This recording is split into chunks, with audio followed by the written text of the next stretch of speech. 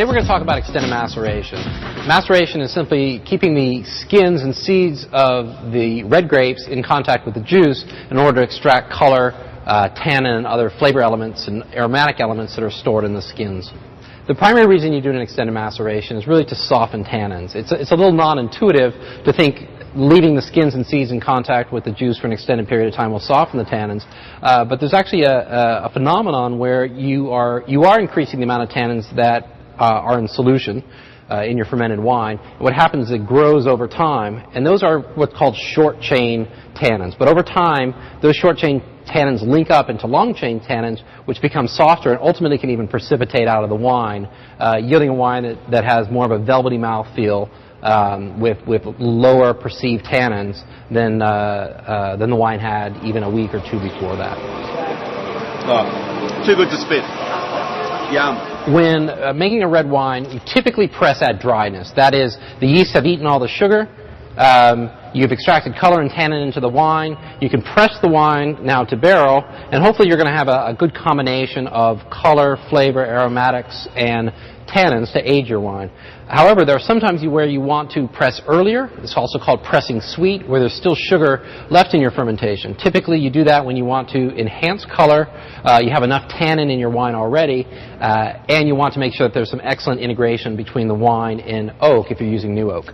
Extended maceration is where you keep the grape skins and seeds and potentially stems in contact with the fermenting wine even after the fermentation is complete. And you really do that for a couple of reasons. One is to soften up the tannins. If you have a very, very tannic wine, where the skins have a huge amount of tannin, or maybe even the seeds have tannin, those are known as short-chain tannins. And if you leave it in contact with the juice for an extended period of time, those chains can link up, creating longer chain tannins, which are much, much softer and ultimately can even fall out of your wine. Making a wine with extended maceration has some higher risk than a normal winemaking. First of all, because your fermentation is often complete, the wine isn't generating CO2 anymore, which protects your wine. So what we tend to do is in small lot fermentation, is we'll do what's called gas and wrap.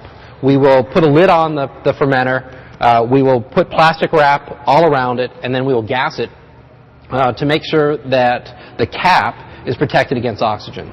Then what we'll do is come through every few days and taste the wine to see how tannins are accumulating or softening. And the beginning of extended maceration will come through every few days, but as we move along, we'll go through every day. And typically what happens is you have more and more tannins accumulating every single day, and it keeps accumulating, and at some point all of those small chain tannins link up into the larger chain tannins, drop out or just soften up, and you can see that decrease really in the course of a day or two. It goes from a hard as nails wine to something that's very, very approachable and soft. And when you reach that point, that's when you press. And if you don't press there and you wait another week, what you're going to find out is that the tannins start going up again. And so it's really, really important to focus on timing in an extended maceration. Typical varietals for extended maceration, it's often done with Cabernet, especially very tannic mountainside Cabernet, where there's just a huge amount of tannin. You have a choice in those. You can press it early when it's very, very sweet, but often those are very short fermentations. So if you really want to get the full range of extractives in your wine, you'll often put those through an extended maceration. The other time you do it is often done with Rhone varietals such as Syrah, where you include the stems. Stems have a huge amount of tannin in them, and they can be very, very rough, but they also have some wonderful smoke elements, spice elements, some meaty or gamey elements, which can really transform a wine. So if you ferment Syrah on stems, especially if you're using a large amount of stems, more often than not, you're going to want to do an extended maceration so you can keep all the nice elements from the stems, but really soften the tannins.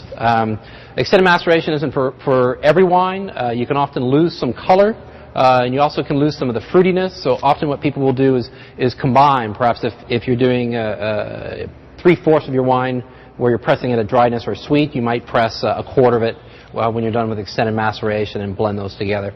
If you're making a single barrel of wine, it's really it's kind of a gamble. More often than not, pressing it at dryness or sweetness is going to be a better choice. But if you really want to go for it, build a wine with really, really wonderful texture, extended maceration can be the way to go.